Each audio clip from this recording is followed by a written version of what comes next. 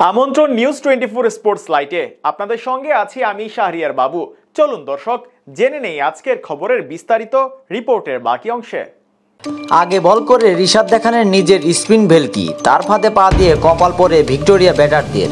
বিপরীতে রংপুরের হয়ে ব্যাট হাতে ঝড় তোলেন সৌম্য সরকার।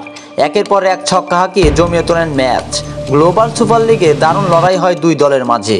ভিক্টোরিয়ার হয়ে দুর্দান্ত ইনিংস খেলেন দুই ওপেনার। সব মিলিয়ে গুরুত্বপূর্ণ ম্যাচে শেষ হাসিটা কারা হাসলো সেটাই জানবো। প্রথম ম্যাচটা জিততেও শেষ মুহূর্তের ভুলে খোয়াতে হয় রংপুর রাইডার্সকে। হ্যাম্পশায়ারের বিপক্ষে হারার কারণে নকআউট নিশ্চিতে নিজেদের দ্বিতীয় ম্যাচে জয় পাওয়া ছিল এক প্রকার অবধারিত। সেই লক্ষ্য নিয়ে গতকাল অভিক্লাব ভিক্টোরিয়ার বিপক্ষে টস জিতে আগে ব্যাট করার সিদ্ধান্ত নেন রাইডার্স ক্যাপ্টেন নুরুল হাসান সোহান। এদিন একাদশে আসে এক পরিবর্তন। সাইফুদ্দিনের জায়গায় সুযোগ পান কামরুল ইসলাম রাব্বি। বিপরীতে ব্যাট করতে নেমে দারুণ শুরু করেন ওপেনার ম্যাক ডোনাল্ড ও জয় ক্লার্ক। টানা দ্বিতীয় সহজ ম্যাচ হেরে বসল রংপুর রাইডার্স। গতকাল রোববার গ্লোবাল সুপার লিগে নিজেদের দ্বিতীয় ম্যাচেও নাটকীয় পরাজয় বরণ করল নুরুল হাসান সোহানের দল। অস্ট্রেলিয়ান প্রতিপক্ষ ভিক্টোরিয়ার বিপক্ষে সৌম্য সরকারের অর্ধশতকের পরেও 10 রানে হারে দলটি। টানা 2 হারে পয়েন্ট টেবিলের শেষে অবস্থান করছে বাংলাদেশের প্রতিনিধিরা। টস হেরে আগে ব্যাট করতে নেমে নির্ধারিত 20 ওভারে 6 উইকেট হারিয়ে 151 রান স্কোরবোর্ডে তোলে ভিক্টোরিয়া। দুর্দান্ত শুরু পায় ভিক্টোরিয়া।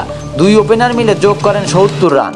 40 রান করে ম্যাক ডোনাল্ড ফিরলেও ভাঙে উদ্বোধনীয় জুটি। এই ওপেনারকে ফেরান রিশাদ। আর এক ওপেনার ক্লার্ক করেছেন 31 বলে 32 রান। এরপর তিনি নেমে সঞ্জয়ও দুর্দান্ত ব্যাটিং করেছেন। তার ব্যাট থেকে এসেছে 24 বলে 31 রান। আর শেষ দিকে স্কট এডওয়ার্ড 17 বলে অপরাজিত 30 রান করলে 150 পেরোনো সংগ্রহ পায় ভিক্টোরিয়া।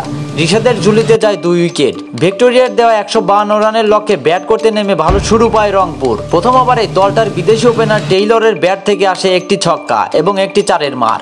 2 ওভার শেষে রংপুরের সংগ্রহ দাঁড়ায় 26 রান। পরে চতুর্থ ওভারে 2 বল পরে ক্যাচ দিয়ে ফিরে যান টেইলর। পাওয়ার প্লের শেষে রংপুরের সংগ্রহ দাঁড়ায় 63 রান।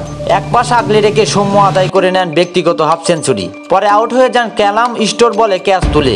মাঝে আফিফ হোসেনকেও হারায় দলটি, কিন্তু সৌম্য রংপুরকে রেখেছিলেন জয়ের পথেই।